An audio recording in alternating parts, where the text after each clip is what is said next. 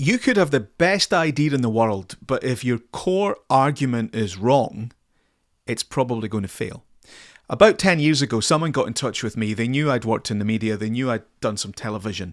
And they said, listen, can you have a look at our pitch for a big peak time Saturday night TV show?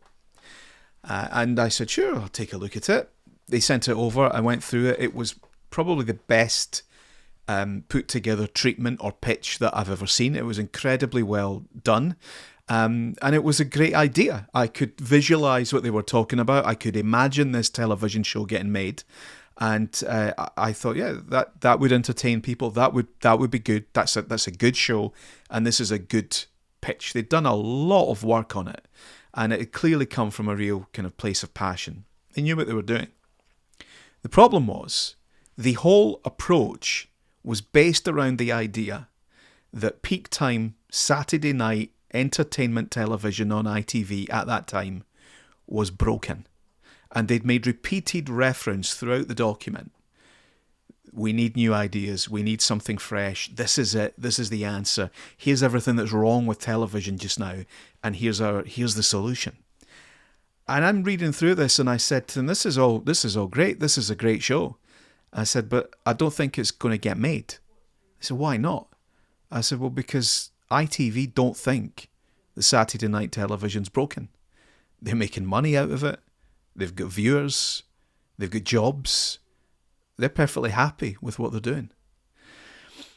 And I don't think it went down too well. But I do think what I said was true. I do think that's the case. I think they devised something quite brilliant. And it might well have been the solution to a problem that they identified. Maybe other people had identified. But I don't think it was the problem ITV had at that time. We see the same in the music industry. Bands get together, people write songs, producers get things together, and they wonder why they never cut through.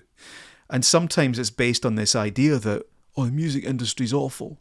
Well, Universal Music, Sony, BMG, Warner don't think that the music industry's awful. They don't think it's the worst it's ever been. They're making quite a lot of money, they're employing quite a lot of people, and they're doing okay. Now, that's not to say that there's not room for improvement or that things aren't wrong. They are. But they don't see it in the same way that people trying to crack into the industry see it. Now, it might be that these ideas in a different form, and this was the feedback that I gave, in a different form, if you could adapt this, if you solve a different problem with your idea, maybe they will see a fit for it. But just because you see a problem, you see something wrong, you think your idea could be better, it doesn't necessarily follow that the person that you're pitching to would agree. And when you're very enthusiastic about something, you get so caught up in what you're doing, and from the beginning it's easy to assume that, well, we know there's a problem. They need new ideas for Saturday night TV. They need new music. They need a new star. They need this. Well, maybe they don't, and maybe they don't think they do. Now, that doesn't mean that your idea's awful or that they wouldn't want to speak to you. It just means you might need to change the approach a little bit. And it's really valuable, and I've learned since then, it's really valuable to test your assumptions. These assumptions that you make really early in the process, whether it's a procurement exercise or whether it's, an idea for a book or some sort of creative pursuit, the very basic core idea that makes you think the world needs this, and then all the energy and enthusiasm that follows off the back of that. What if that core argument was misplaced?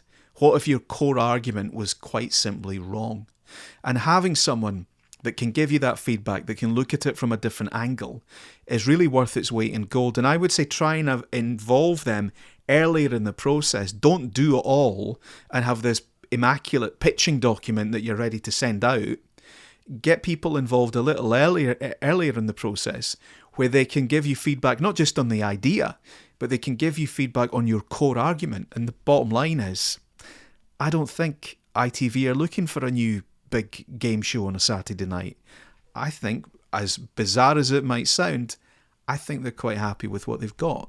But They might be looking for something slightly different, and maybe we could tailor this. So that outside perspective, stopping and thinking and evaluating not just your execution of the idea, but what's the core argument that's running through this.